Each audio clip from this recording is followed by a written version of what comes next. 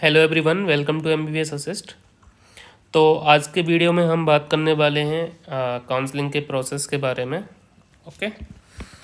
तो इस बार जैसे कि हम सब जानते हैं कि एमसीसी ने काउंसलिंग के रूल चेंज किए हैं। ओके। तो हम राउंड 1 से स्टार्ट करने वाले हैं जो कि कंप्लीट हो चुका है। तो इस बार रूल क्या है कि अगर आपने राउंड 1 में काउंसलिंग करवाई और आपको कॉलेज मिल गया, ओके, तो आपको कॉलेज मिला तो आपके पास दो ऑप्शन होते हैं। एक ऑप्शन है कि आपने कॉलेज ज्वाइन कर लिया एंड दूसरा ऑप्शन है कि आपने कॉलेज ज्वाइन नहीं किया। तो ज्वाइन करने के बाद आपके पास दो ऑप्शंस होते हैं। एक तो आप वहीं की वहीं सेटल हो गए और दूसरा आपने अपग्रेड करा दिया। ओके। तो अपग्रेड के लिए आप राउंड 2 में जाएंगे। ओके। राउंड टू के बाद क्या रहेगा, या तो कॉलेज आपका अपग्रेड हो जाएगा या आपका कॉलेज अपग्रेड नहीं होगा। अगर आपका कॉलेज अपग्रेड नहीं होता है तो आप फर्दर राउंड में अपग्रेड नहीं करा सकते, आपको राउंड 2 का वही कॉलेज लेना पड़ जाएगा। Okay.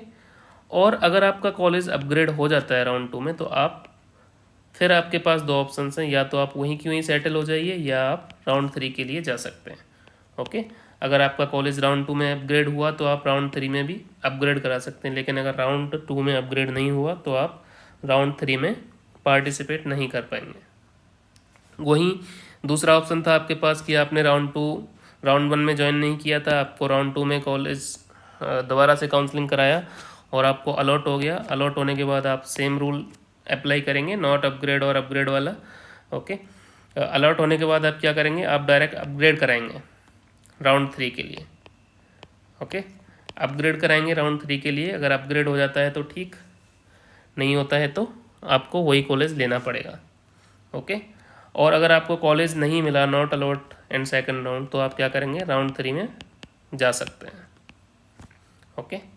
And this is not allotted, round 2 already completed and after that same path will be followed. Okay. तो इस बार क्या है, बहुत सारे बच्चों का कन्फ्यूजन है कि सर अगर हमें स्टेट के राउंड 2 में कॉलेज मिल गया तो हम राउंड 3 में जा सकते हैं कि नहीं, ऑल इंडिया कोटा के में। ओके। और तो बहुत सारे बच्चों के कन्फ्यूजन आ रहे हैं, मैसेजेस आ रहे हैं बार बार कि सर अगर हमें राउंड 2 में स्टेट में ज्वाइन कर लिया है और हम ऑल इंडिया कोटा के राउंड 3 यानी कि मॉपअप राउंड में पार्टिसिपेट करना चाहते हैं तो हम कर पाएंगे या नहीं। ओके। तो उसका आंसर है कि आप ऑल इंडिया कोटा के राउंड 3 में पार्टिसिपेट कर सकते हैं। ओके।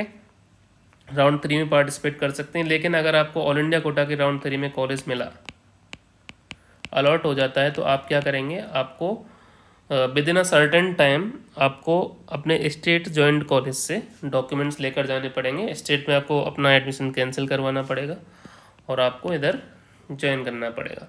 ओके। अगर आप चाहते हैं कि सर हम राउंड 3 में जाना चाहते हैं स्टेट के में और वहाँ पे अगर हमें नहीं मिलना चाहता, तो हमारा प्लान है कि हम ऑल इंडिया के राउंड 4 में जाएं। ओके। कई बच्चों का प्लान ऐसा है कि सर हम राउंड 3 में स्टेट में जाके ज्वाइन कर लेंगे और हम चाहते हैं कि हम राउंड 4 ऑल इंडिया का भी पार्टिसिपेट करें या कि स्ट्रे वैकेंसी राउंड में जाएं, तो वहाँ पर ये नहीं हो पाएगा। ओके। तो ये स्टेट और ऑल इंडिया की कहानी है। तो अब एक बार नज़र डालते हैं कि ऑल इंडिया कोटा के राउंड 2 की कट ऑफ किस प्रकार रही है। ओके। तो जनरल कैटेगरी की जो कट ऑफ रही है वो 22,104 रैंक, ईडब्ल्यूएस की 24,430, ओबीसी की 22,456, एससी की 1,16,887, एसटी की 1,45,254। ओके।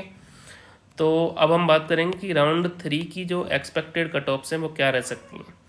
तो जैसा कि हम जानते हैं कि राउंड 3 की एक्सपेक्टेड कट ऑफ डिपेंड करेंगे कि हमारे पास सीट्स कितनी आई हैं। तो जो हमारे अनुमान हैं उनके अकॉर्डिंग इस बार लगभग 3200 से 3500 सीट गवर्नमेंट एमबीबीएस में आने वाली हैं। ओके।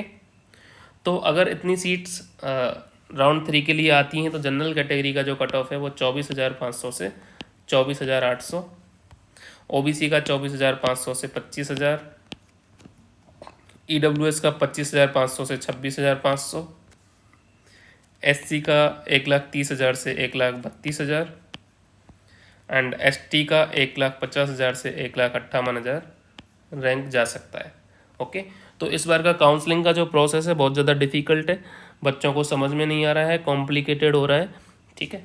अगर आप चाहते हैं कि ये काउंसलिंग प्रॉपर वे में हो, सब कुछ अच्छा हो, तो आप हमारी पेड सर्विस ले सकते हैं। उसके लिए आप हमें कॉल कर सकते हैं। ये 7851078249 मेरा नंबर है, एंड 7900625464 डॉक्टर पंकज सर, जो कि हमारे टीम कोऑर्डिनेटर हैं, इनसे आप बात कर सकते हैं और पेड काउंसलिंग की सर्विस हमसे ले सकते हैं।